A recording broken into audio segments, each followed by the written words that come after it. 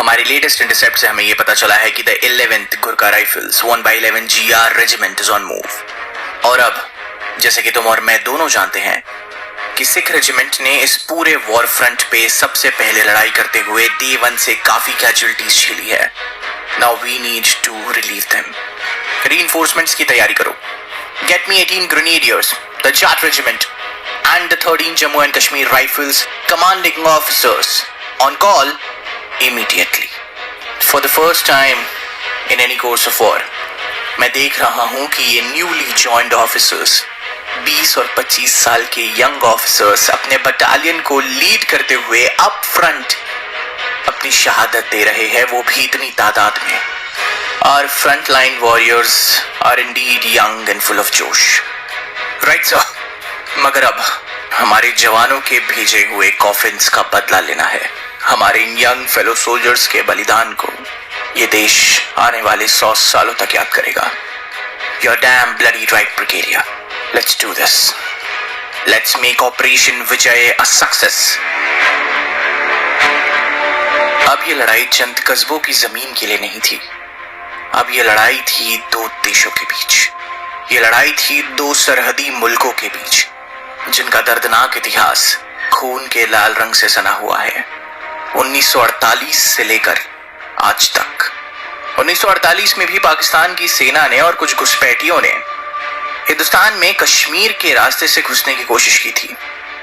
उस वक्त भी कश्मीर के महाराजा ने एक्सेशन पेपर साइन करते हुए हिंदुस्तान की तरफ बढ़ने का और हिंदुस्तान की रियासत बनने का फैसला किया। हिंदुस्तानी सेना को अपने आदेश मिले और उन ऑर्डर्स का पालन करते हुए हिंदुस्तानी सेना ने पाकिस्तान की सेना को पीछे खदेड़ दिया। उसके बाद मगरेबी ताकत यानी कि यूनाइटेड नेशंस जैसे पावर्स ने जो जहां है बस उसे वहीं सीज फायर करने के लिए ऑर्डर दिया, और उसी बात का जख्म पाकिस्तान के अंदर 50 सालों तक खलल करता रहा। और इसीलिए उन्होंने 1999 में कारगिल के नाम का छूरा भोंक कर हमारे तरफ की LOC क्रॉस कर कर हमारी जमीन पर बेबुनियाद कब्जा कर बैठे। मगर अब जवाब देना था, और जवाब इस बार सिर्फ थल सेना नहीं बल्कि वायु सेना भी दे रही थी। थल सेना और वायु सेना ने मिलकर इस जंग को एक नया रुख, एक नया मोड़ दे दिया। वैसे वायु सेना के भी ऑर्डर्स क्लियर थे कि वो भी पाकिस्तान के वायु क्षेत्र में एयर टेरिटरी में एंटर नहीं करेंगे जो LOC के उस पार हो।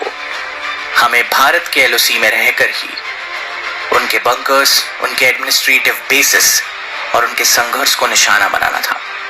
और क्योंकि एयरफोर्स के पायलट्स को इतनी कम ऊंचाई पर पहाड़ों से घिरे हुए टेरेन पर अपना कॉम्बैट मिशन करना था, इसमें उन्हें तकलीफ तो बहुत आई, लेकिन उन्होंने अपना पूर्ण और संपूर्ण योगदान दिया, जिससे थल सेना को काफी मदद हुई आगे बढ़ने में, अपने टास्क्स को और तेजी से करने में, साथ ही साथ कम कैजुअलिटीज झेलने में।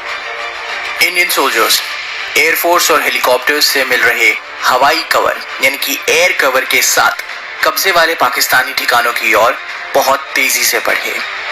1999 का भारतीय सेना का ऑपरेशन विजय नॉर्दर्न लाइट इन्फेंट्री के नियमित पाकिस्तानी सैनिकों को बेदखल करने के लिए एक संयुक्त इन्फेंट्री आर्टिलरी प्रयास था, जिसका मतलब इन्होंने नियंत्रण रेखा के पार भारतीय क्षेत्र में घुसपैठ की थी और उच्च ऊंचाई पर और राइड लाइन पर अनियंत्रित पर्वत चोटियों पर कब्जा कर लिया था। अब वहां तक निशाना बनाना मुश्किल तो होगा, और पहाड़ की चढ़ाई करते हुए जाना मतलब खुद के लिए गोलियों का स्वागत करना, क्योंकि वो ठीक ऊंचाई पर बैठे थे, वो निशाना साध सकते थे, मगर हमें पहाड़ की चढ़ाई करते हुए, खुद को बचाते हुए, दुश्मन को निशाना बनाते हुए उनके संघर्ष और उनके बंकर्स को तबाह करना था, और ये बहुत मुश्किल था। जल्द ही स्पष्ट हो गया था कि ये केवल विशाल और सतत कंटिन्यूअस शेलिंग गोलाबारी ही घुसपैठियों के संगरों को नष्ट कर सकती है। एंड देन एंट्री हुई इंडियन एयरफोर्स की। हमलों का नेतृत्व 100 से अधिक आर्टिलरी गन्स, मोर्टार और रॉकेट लॉन्चर से लगातार आग के हमले से हुआ था। हजारों गोले, बम और रॉकेट वॉरहेड ने कहर बरपाया और दुश्मन को हमले में हस्तक्षेप करने से रोक दिया। एयर बटालियंस जितने बंकर्स को निशाना बना सके उन्होंने बनाया।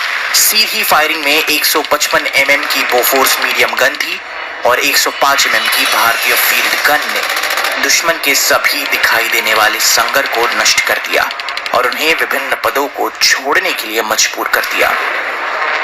दुश्मन की तरफ से उनका एक मिसाइल उनकी बैकअप आर्टिलरी से छूटते हुए हमारे एक विमान पे लगा और उसके बाद जो होना था उसने कारगिल वॉर को एक अंतर्राष्ट्रीय मोड़ दे दिया और ये तारीख थी 26 मई 1999।